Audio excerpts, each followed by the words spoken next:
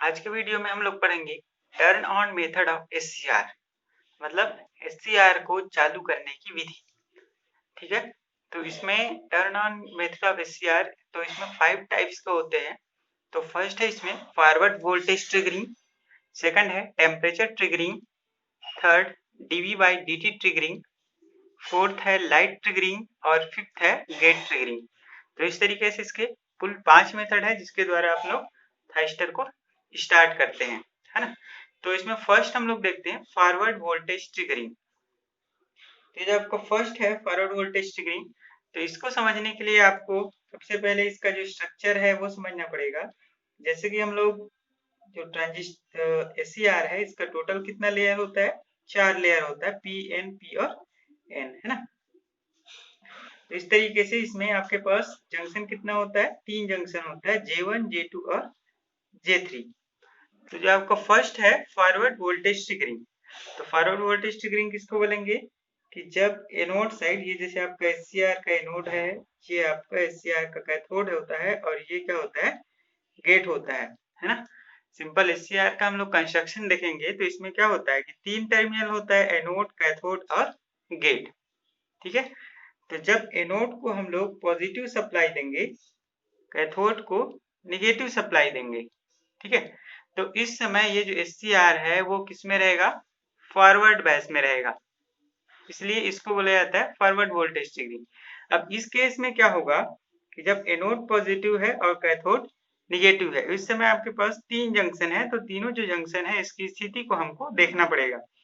तो जैसे आपका फर्स्ट जंक्शन को देखेंगे यहाँ पे, तो इसमें पी साइड से क्या आ रहा है, पॉजिटिव सप्लाई, और जो एन टर्मिनल है, ये इसका एन जो लेयर है, इसके लिए क्या जा रहा है, निगेटिव सप्लाई इधर से कैथोड से, है ना। तो पी पॉजिटिव और एन क्या हो रहा है, निगेटिव, मतलब ये जो जंक्शन है ये किस में आएगा, फॉरवर्ड बायस्ड, है ना। अब ऐसी जो जंक्शन J2 है इसमें हम लोग देखेंगे, इसमें N लेयर और P लेयर है, ठीक है। तो यहाँ पे N जो लेयर है इसके लिए यहाँ से पॉजिटिव सप्लाई आ रहा है, और जो P लेयर है इसके लिए यहाँ से K टर्मिनल से निगेटिव सप्लाई जा रहा है, मतलब N पॉजिटिव और P निगेटिव, जस्ट रिवर्स हो गया। तो ये जो जंक्शन है इस समय क्या होगा, रिवर्स बैच में होगा, ठीक है। ऐसे ही फिर जब जंक्शन J3 को देखेंगे तो P साइड इधर से पॉजिटिव सप्लाई आ रहा है और K साइड से इधर एन टर्मिनल पे निगेटिव सप्लाई जा रहा है, मतलब ये किस में हो गया, फॉरवर्ड बैच।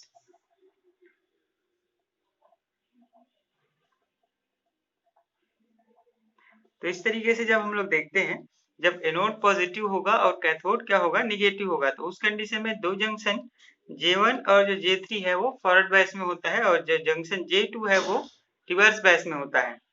तो अपने को मेन पर्पस क्या है कि इसमें करंट फ्लो होना चाहिए एनोड से कैथोड की ओर। ये जो जंक्शन J2 है इसको अपने को क्या करना पड़ेगा, ब्रेक डाउन करना पड़ेगा, ठीक है। तो जंक्शन J2 कैसे ब्रेक डाउन होगा कि जब इसका anode to cathode terminal voltage है ना, ये जो अभी जो कंडीशन है यहाँ पे एससीआर का, इसको बोला जाता है फॉरवर्ड ब्लॉकिंग मोड। ये फॉरवर्ड कंडीशन पे है, इसके बाद भी ये ब्लॉकिंग मोड पे होता है। इस समय एससीआर जो है वो स्टार्ट नहीं होता है, क्योंकि इस समय जंक्शन J2 जो है वो आपका रिवर्स बैच है।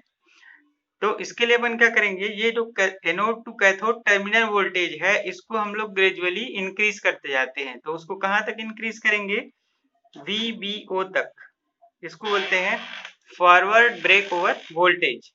जब आपका अप्लाइड जो वोल्टेज है वो ग्रेटर देन होगा VBO से, है ना, तो उस केस में ये जो जंक्शन J2 है यहाँ पे ब्रेक डाउन होगा और इसके क्रॉस जो जंक्शन है वो टूट जाएगा, तो एनोड से कैथोड की ओर करंट फ्लो होना स्टार्ट हो जाएगा।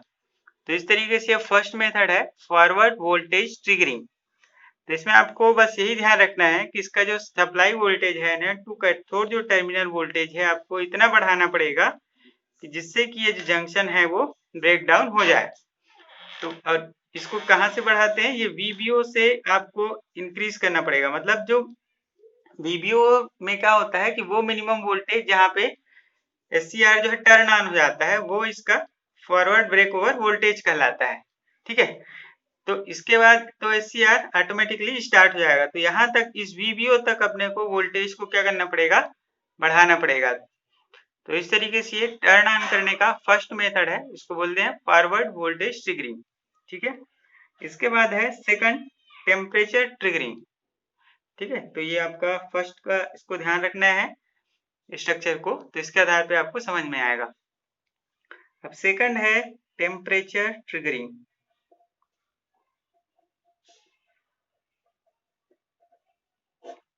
इसके लिए क्या करेंगे, जैसे कि आपको पता है कि इसका टर्न ऑन मेथड में जो अभी हम लोग पढ़े थे कि यहाँ पे जंक्शन J2 है, वो उसी के कारण से ही ये SCR जो है वो ब्लॉकिंग मोड पे है। ठीक है, तो इस केस में ये जो आपका सप्लाई है एनोड को पॉजिटिव और कैथोड को निगेटिव सप्लाई है, ये रहेगा ही। इस समय गेट टर्मिनल ओपन रहेगा। अभी दोनों केस, फॉरवर्ड वोल्टेज ट्रिगरिंग के केस में भी अभी हम लोग जितना भी केस पढ़ेंगे, 4 जो स्टेप्स हैं यहाँ पे, मतलब 4 अलग अलग जो विधि है, उस समय जो गेट पल्स है वो बंद ही रहेगा, केवल हम लोग एनोड टू कैथोड सप्लाई को ही देंगे। ठीक है, तो इस केस में क्या होगा कि एनोड को हम लोग पॉजिटिव सप्लाई देंगे, कैथोड को निगेटिव सप्लाई देंगे, लेकिन फिर भी यह SCR जो है काम नहीं करेगा क्योंकि ये फॉरवर्ड ब्लॉकिंग मोड पे है। तो उस केस में क्या करते हैं कि ये जो जंक्शन J2 है, यहाँ पे हम लोग टेम्परेचर प्रोवाइड करते हैं। ठीक है, तो इसके लिए ये जैसे आपका PN 4 लेयर है, तो यहाँ पे जो जंक्शन है जो J2 है, इसके पास में हम लोग क्या करते हैं, टेम्परेचर प्रोवाइड करेंगे। यहाँ पे इस टर्मिनल, ये जो जंक्शन है इसके पास में इसको थोड़ा सा टेम्परेचर देंगे, तो ये गर्म होगा। तो उससे क्या होगा कि जो होल इलेक्ट्रॉन्स जो पेयर है वहां पे, जो जंक्शन के क्रॉस, जो जंक्शन J2 के क्रॉस जो डिप्लीशन लेयर होता है, वहां पे जो मोबिलेशन होगा, मीन्स जो होल और इलेक्ट्रॉन्स जो है वो फ्री होके मूव करने लगेगा। ठीक है, क्योंकि सेमीकंडक्टर जो मटेरियल होता है उसकी प्रॉपर्टी होती है कि जैसे ही उसको हम लोग टेम्परेचर को बढ़ाते हैं तो वो जो फ्री इलेक्ट्रॉन है वहां से रिलीज होता है ना। तो उस केस में क्या होगा, उस टेम्परेचर के कारण से ये जो जंक्शन J2 है वो ब्रेक डाउन होगा और यहाँ से जो है करेंट फ्लो होना स्टार्ट हो जाएगा एनोड टू कैथोड, है ना। तो इस तरीके से यहाँ पे करेंट फ्लो स्टार्ट होगा इस टेम्परेचर के कारण से। तो सीधा सीधा टेम्परेचर ट्रिगरिंग का रिलेशन किससे है, जैसे ही आप टेम्परेचर इंक्रीज करोगे, ये जो जंक्शन J2 है इसमें ब्रेक डाउन हो जाएगा। ठीक है, तो इस तरीके से ये इसका टेम्परेचर ट्रिगरिंग है। इसके बाद आपको थर्ड देखते हैं dV/dt ट्रिगरिंग। ठीक है, तो ये जो आपका dV/dt ट्रिगरिंग है, इसको आपको ध्यान रखना है।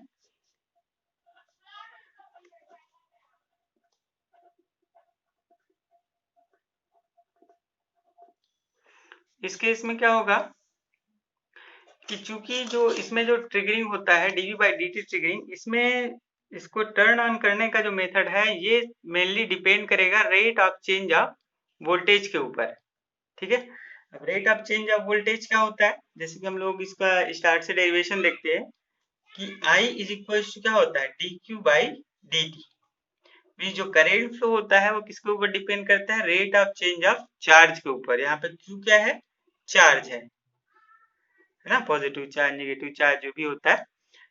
ठीक है, अब Q इक्वल्स टू क्या होता है, C इंटू V, है ना, जहाँ पे C आपका कैपेसिटेंस है और V है अप्लाइड वोल्टेज।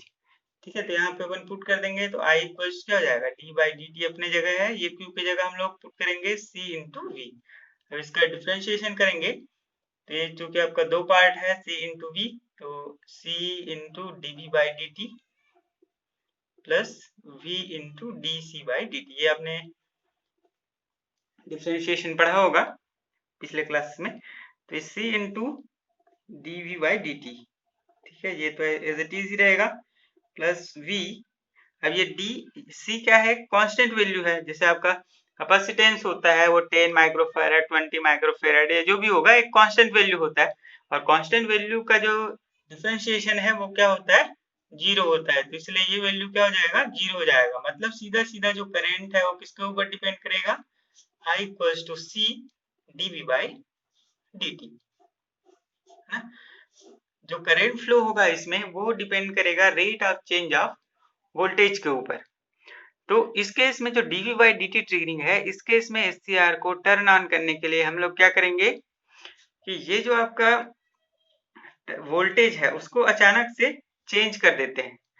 पहले जैसे कम वोल्टेज या सडन से उस वोल्टेज को हम लोग बढ़ा देंगे या फिर उस वोल्टेज को अचानक से बढ़ाने के बाद कम कर देंगे। Means rate of change of voltage के कारण से वो जो जंक्शन है वो ब्रेक डाउन होगा और उसके क्रॉस क्या होगा, करेंट फ्लो होने लगेगा।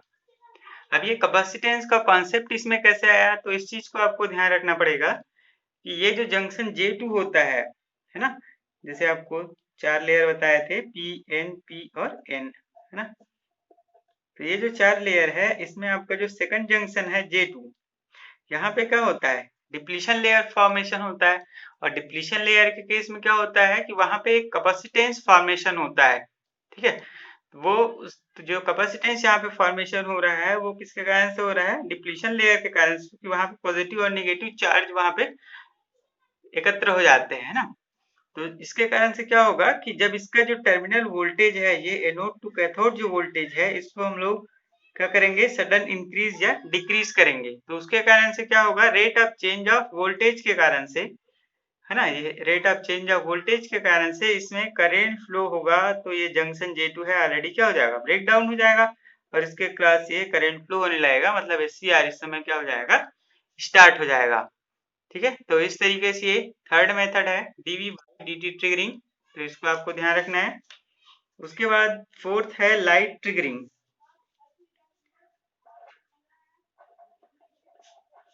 ना। तो लाइट ट्रिगरिंग के केस में क्या होगा कि फोटॉन ऑफ एनर्जी आपने पढ़ा होगा, है ना।